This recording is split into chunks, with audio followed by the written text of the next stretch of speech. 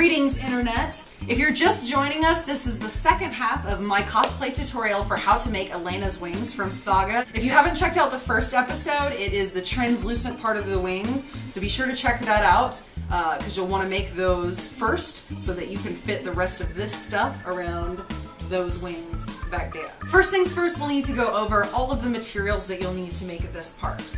The biggest one being Wonderflex, which is like a hard material that goes soft when you heat it up and then gets hard again once it cools down so you can shape it. It's really sturdy, it's really flexible, it's awesome. I'm kind of obsessed with it right now. The next thing you'll need is you're going to need some craft foam. You will need cardboard or cardstock. You will also need some of that 12 gauge wire that you'll have left over from the first part of making your wings. You'll need your wire cutters, again, in case you don't want to gnaw pieces off with your teeth. Of course, you'll need scissors. You're gonna need some duct tape because what cosplay project is complete without duct tape? I mean, come on. And you'll also need your hair dryer. Don't move. The very first step is always going to be drawing your patterns. Now, this pattern was pain in my butt.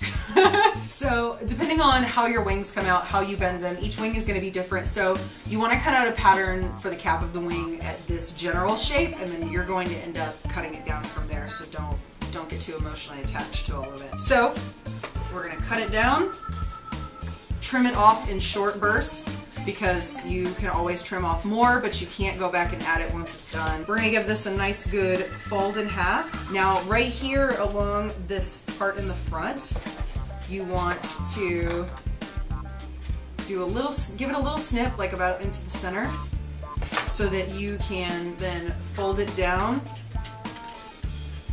like that. So you want to hold your pattern up to your wing and just kind of eyeball it and see how it's going to look. I've cut this one down a couple of times. It's about the right length, I would say. You want this part right down here, this little rectangular part, to sort of fit around this edge of the wing. And then you kind of bring this down. You're going to fold that tab over, bring this down so that it sits over the wing, so that it looks like the wing would fold up into this apparatus. So now that we have our sort of wing cap bent into the general shape that we want it in, we are going to start the process of putting the wire in. So I'm going to take this wire, put it to the edge right here, right to this tip, so that it goes all the way through the cap, all the way down to the end, and right where this bends, we're just going to bend our wire, and then we're going to bring it down and we're going to give it another one of those tails, because that's what's going to anchor it into the rest of the wings and keep it sort of in the right place at the right time. I'm going to snip that puppy off. And now we begin the very impressive task of attaching the wire to the paper with our very high-tech duct tape. Get in there and make sure the tape is securely fastened. You know why I talk like Sarah Palin sometimes. So this is about what we have going on right now, and this is what we're going to start covering in Wonderflex. So the next step is to start work on the shoulder caps. You know, they sort of look like armor or maybe tortoise shell. It's hard to tell from the comic books, so I just sort of went with it and kind of did my own interpretation. Pretty sturdy, and it's just going to sit on the cap, or sit on the cap of your shoulder just like this. So to do this, to make this, I cut out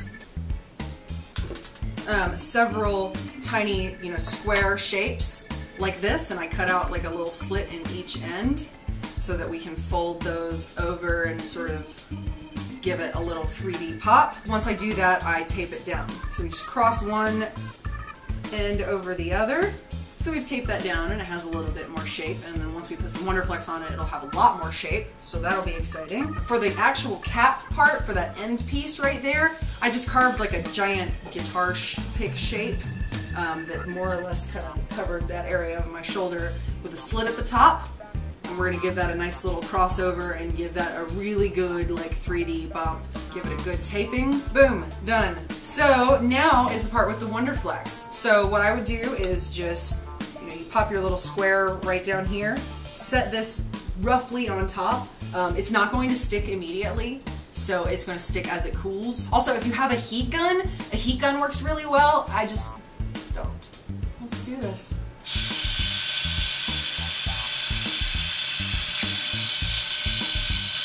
So once you see those edges start to, melt down or sink down, that's when you know it is time for you to turn your hair dryer off and just start bending your pieces of Wonderflex in.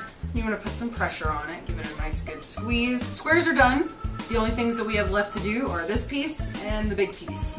So when I'm doing this cap piece, I want to make sure that I've already put my wire in, because this is where the wire is going to start. We're going to get the wire down there to the very tip of this one.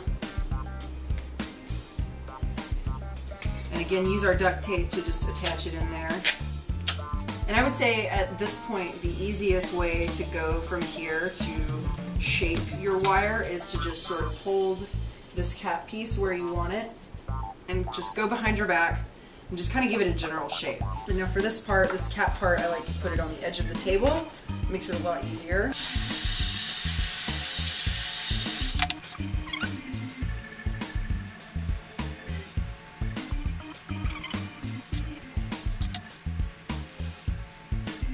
So while the Wonderflex is still warm but not hot, you want to press it against your shoulder so that you can actually get it to the shape of your shoulder, because obviously our shoulders are all going to be shaped differently. So at this point, I'm going to bring over this one that I've already done, and we're really just going to start adding the squares that we made, like this. We're going to press them together. As we heat these squares, they are going to seam up right here. This Wonderflex will stick to this Wonderflex, so we don't really have to worry about that too much. We don't have to put any glue there or anything.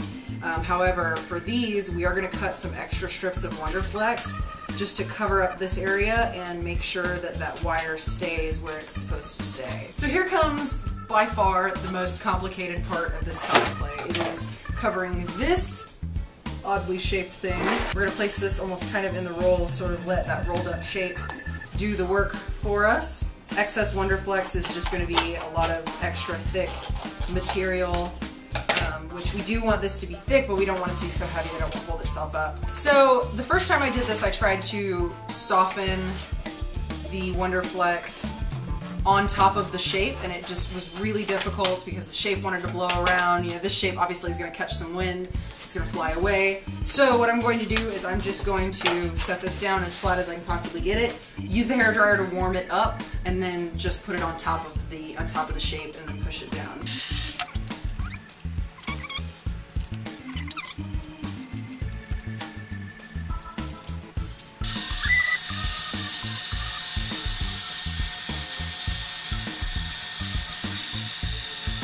It should also be noted that using a very, very hot hairdryer in the presence of metal wire can be painful. So be careful, protect your hands, make sure everything sticks where it's supposed to.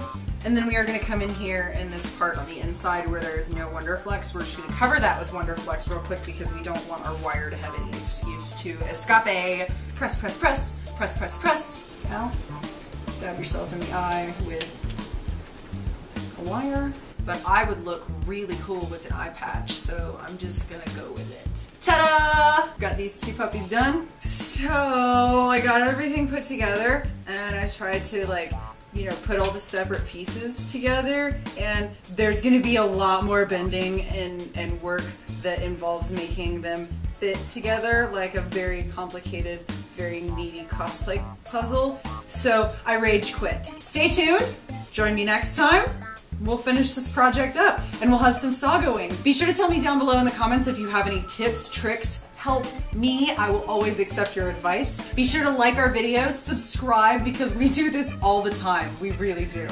And share our videos so we can get more people out there giving me advice on how to make these awesome Saga wings. Also, pop on over to weird-girls.com to check out, some of the other cosplay tutorials. Kelly actually made a very successful pair of Marco's horns, and I'm sorry that my wings fell short of her awesome cosplay horns. I'm so upset.